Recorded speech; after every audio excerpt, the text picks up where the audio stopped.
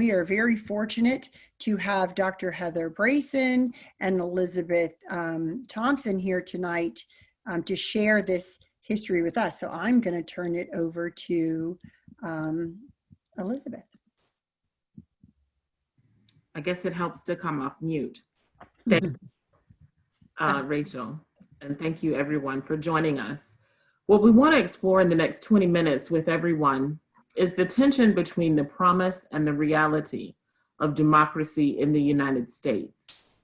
In 1776, when Thomas Jefferson wrote, "We hold these truths to be self-evident, that all men are created equal, that they are endowed by their Creator with certain inalienable rights."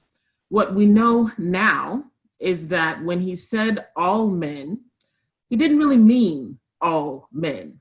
Certainly not the men who were enslaved, and not women.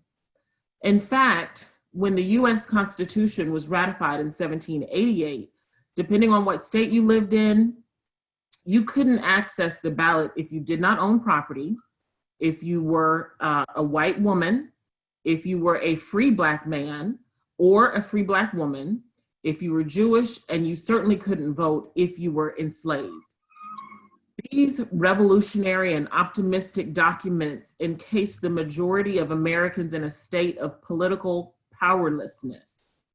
Those out of the democracy were people deeply affected by the laws of the land, but were without a voice in how to shape those laws. This nation then was born pregnant with rebellion, a rebellion of those who believed in the promise of democracy, but could not yet partake in its most fundamental deed, that of voting. One of the most enduring and significant rebellions to expand the right to vote was the women's suffrage movement.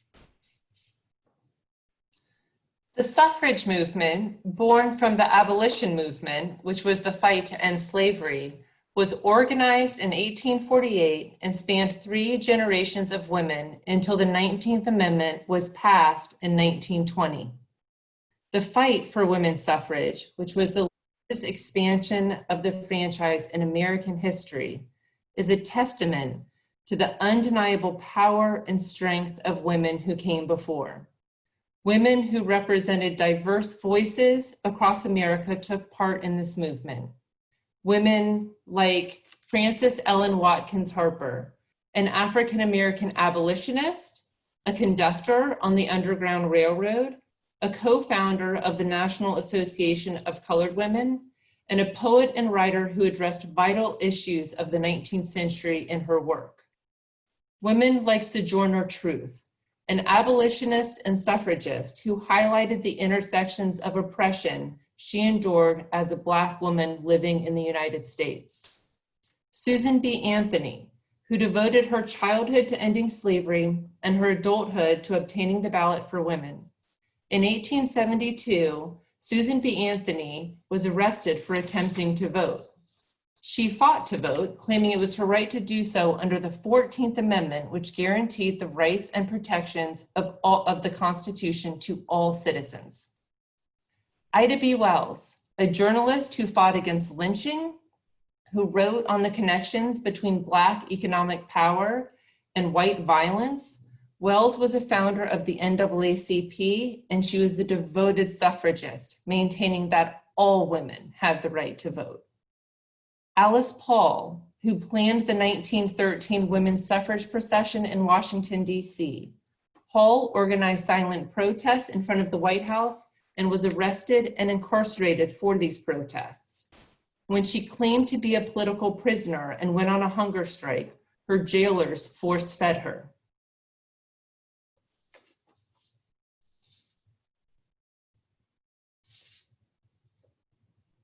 Sorry, the protests in front of the White House in 1917 that have become one of the most famous photographs of the suffrage movement.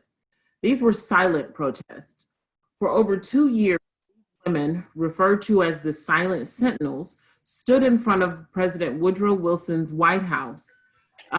And their goal was to make it impossible for the president to enter or leave the White House without encountering a sentinel bearing some device pleading the suffrage cause.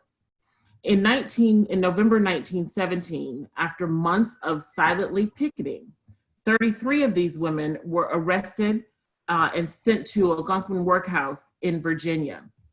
On the night of November 14, 1917, the suffragists endured what is now referred to as the Night of Terror, during which they were detained, beaten, kicked, choked, stripped naked, chained to the bars in their cell, and stabbed with sticks that once carried their own protest banners. And they were force-fed until they became ill. These women and thousands of women like them fought for the right to participate in the American experiment. In fact, suffragists were some of the first Americans to stage nonviolent protest in front of the White House. They were some of the first to go on hunger strikes and some of the first to stage a massive parade in Washington, D.C. in an effort to popularize their cause. Women across 3 generations were willing to sacrifice their freedom and their lives to gain the right to vote for themselves and their daughters. Here are just a couple of images of parades and protests around the nation between 1913 and 1919. The struggle for suffrage was met with an enormous amount of resistance throughout the country. From the White House to state and local legislatures, newspapers, and clubs that formed to keep women from the ballot.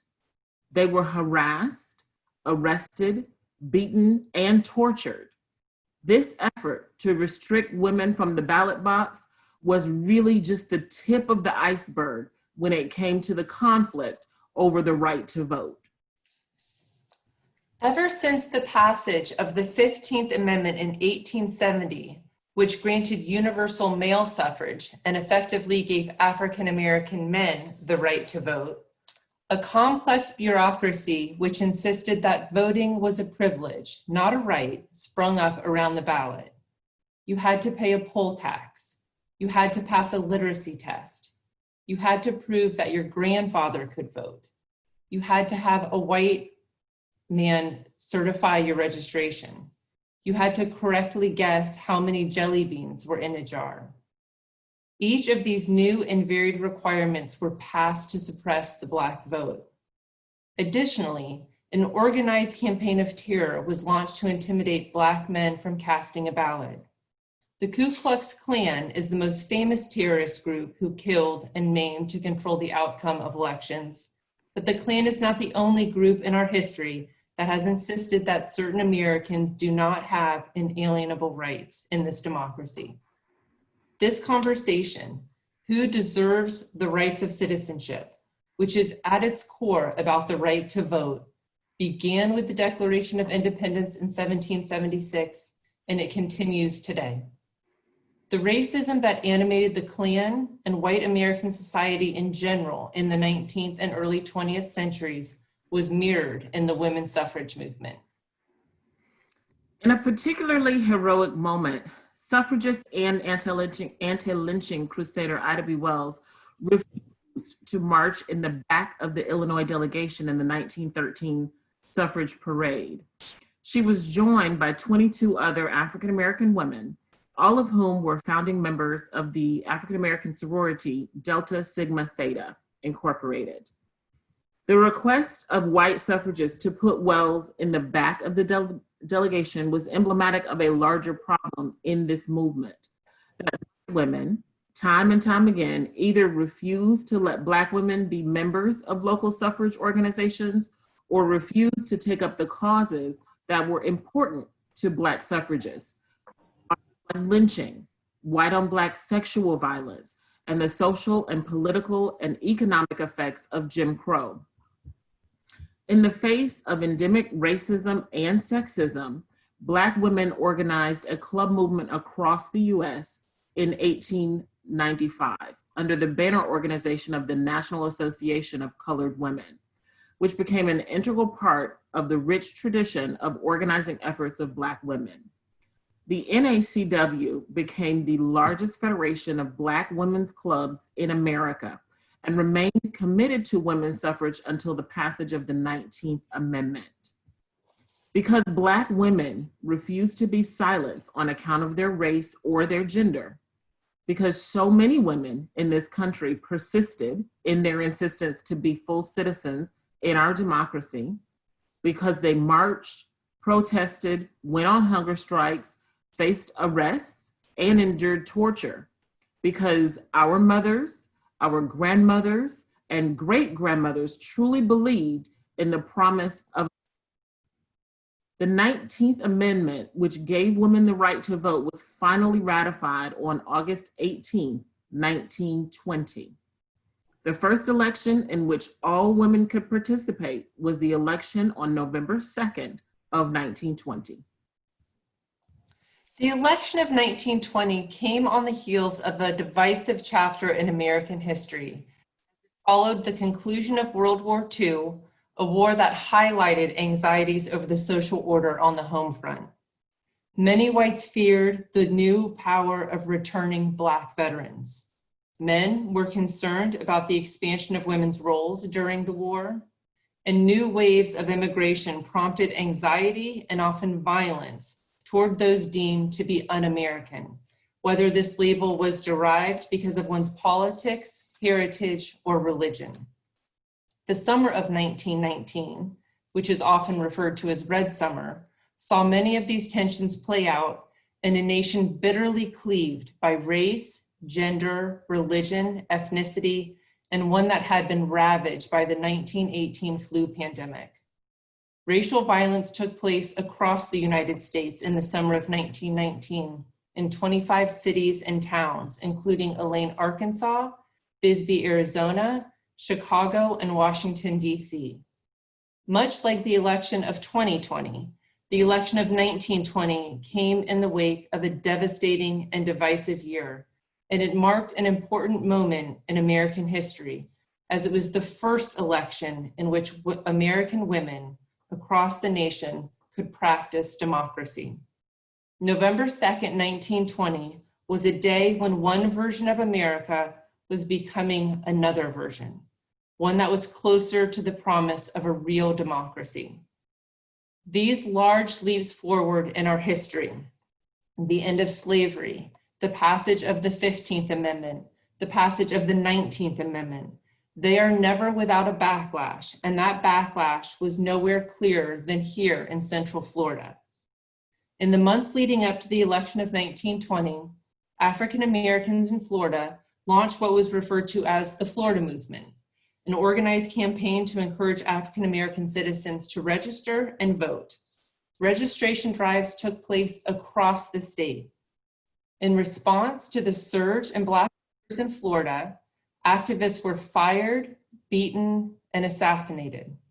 The weekend before the election of 1920, an estimated 500 Klan members and their supporters marched down Orange Avenue in an attempt to intimidate African Americans and keep them away from the ballot. On November 2nd, 1920, the first day that American women could exercise their right to vote on a national scale, white men in Orange County lynched July Perry and set fire to homes occupied by Black residents in the town of Ocoee, Florida. An unknown number of men, women, and children, and forcing the rest of the African American population to leave Ocoee in those following months. The massacre began because July Perry and Mose Norman, wealthy African American landowners, attempted to cast a vote. The death toll was not confined to Ocoee, however. Black men were also killed in Gaston, Manatee, and Liberty counties on that election day. The violence was rooted in white anxiety over access to the ballot. It also stemmed from white resentment on the growing prosperity of Black men. Additionally, the violence, we submit, was rooted in an overall anxiety that one America, a country controlled by white Protestant men, was becoming another America, one in which Black men could wield economic and political power, a nation in which all women could vote, and one that was more ethnically and religiously diverse, as over 14 million men and women and children immigrated to America just before, during, or in the wake of World War I. One of the most popular planks of the 1920s Klan was an appeal to nativism, the argument that only certain kinds of people, Protestant Anglo-Saxons, had the right to claim citizenship in the US. This argument appealed to many white Americans who were fearful of a more diverse and democratic nation. The violence did not stop with the election, however. The following year, in 1921, the African American business section of Tulsa, Oklahoma, the Greenwood District, was destroyed and hundreds of Black residents were murdered. In 1922, in the town of Perry, Florida, Charles Wright was lynched and a mob of whites burned a Black lodge, church, Black-owned businesses, homes, and a school. And in 1923, the self-sufficient African-American town of Rosewood, Florida, was destroyed by a mob of white men, and at least 6 African-Americans were killed, although some estimates range up to 150. The violence began because a white woman, Fannie Taylor, who's the elderly woman in the black and white picture on the upper right of your screen, accused a Black man of assault. A posse of white men gathered and soon destroyed every house in Rosewood except for the only home owned by a white family. Black men and women were killed in the massacre, and some reports include the death of children as well. And if we're here to tell the truth to one another about our history and use these truths as a way forward to create a more honest and more inclusive democracy, I want to use this opportunity very quickly to dip into my own family history. I would be remiss if I delivered a lecture on Rosewood and didn't mention that Fannie Taylor was a member of my grandfather's family, and she's the woman who started the massacre. And I grew up hearing this story time and time again as part of my own family history, and I really never knew what to make of it. And so when I went to school to study history, I was obviously interested, or I was interested in white supremacy and how it works and why it's so appealing. And so I've studied Birmingham and white supremacy in Atlanta and Ocoee and even in Germany and in South Africa, but I haven't yet forced myself to study honestly deep into the history of Rosewood. And I've been struggling with that a lot over the past couple of months. And after the last event, one of our panelists this evening, Dr. Ruth Edwards, sent me an email and said, we need to talk about Rosewood. And so that correspondence has really emboldened me, and I'm almost ready to really look into my family history of Rosewood. And I just wanted to mention that because if it's difficult for me to look into this, I can't imagine how difficult it is for the descendants of the victims of not only Rosewood, but other racial murders and massacres to look into their own family history across the 20th century and even before in this country. And so thank you for indulging me. I wanted to share that with you all. I wanted to be honest with you all. However, the backlash in Ocoee, in Perry, and in Rosewood, and across the state are really just the monstrous echoes of what we are here to discuss. We are here to highlight the work and the lives of those who believed in the promise of the United States, believed in the power of the ballot, and those who are still willing to fight for it. We're here to talk about the women who took it upon themselves to bring this nation closer to its true potential as a democracy of the people and of all people, truly all people. One of the most important participants in the Florida movement was Mary McLeod Bethune. Mary McLeod Bethune was the founder of Daytona Normal and Industrial Institute for Negro Girls. In the months leading up to the 1920 election, Bethune rode her bicycle door to door to collect money to help others pay their poll tax, notably telling friends and residents to eat your bread, but eat it without butter so you can pay the poll tax. In the evenings, she hosted classes to teach others how to navigate the voting process. The Klan targeted Bethune and threatened to burn down her all-female school in response. Because of that, she held an all-night vigil to protect her students and her school. In the first election of 1920, Mary McLeod Bethune marched over 100 African Americans to the polls so that they could all safely cast their ballot. This is a story of persistence, of women then and now who were working and are working to get us closer to the promise of America. It's the story of early mornings, long days, marching, protesting, raising money for others, writing letters, crisscrossing towns and cities to register people to vote, and long nights of tending to the rest of our lives, tending to your family, tending to your community, tending to your job. In this fight, the story of persistence, which was christened in 1848, did not end in 1920. The fight continued in the work of Mabel Ping-Wali, who fought for the right to vote for Chinese Americans who had been restricted from the ballot since the Chinese Exclusion Act of 1882. The struggle continued in the efforts of Zitakala Sa and Suzette LaFlèche Thibault, who fought for Native American rights, including the right to vote, as Native Americans were still without that right in 19. Because of their work and the work of others, the Indian Citizenship Act was passed in 1924, allowing many Native Americans the right to vote, although some states still continued to prohibit Native Americans from casting a ballot until the 1960s. Chinese Americans and Native Americans were not the only group of Americans still fighting for the right to vote after the passage of the 19th Amendment in 1920. The tactics to keep African Americans from the ballot continued long after women gained the right to vote. The bureaucratic measures, poll tax, literacy requirements, and understanding clauses continued to suppress the Black vote long after the 19th Amendment. In the summer of 1964, young men and women across the nation joined a local voter registration drive in Mississippi in an attempt to register as many African Americans as possible. Two women, Fannie Lou Hamer and Ella Baker, helped to orchestrate this project in the Deep South.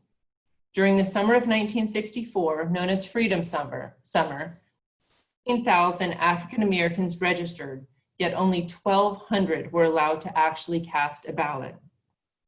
This drive and the violent response to it highlighted the deep injustices in the South and contributed to the passage of the Civil Rights Act of 1964 and the Voting Rights Act of 1965, which prohibited literacy tests and mandated federal oversight of elections in certain areas, although some of that federal oversight was rolled back in 2013. So the fight really does continue in our own time.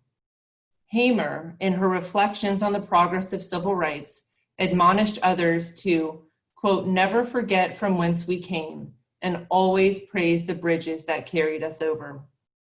We, of course, could not say it any better.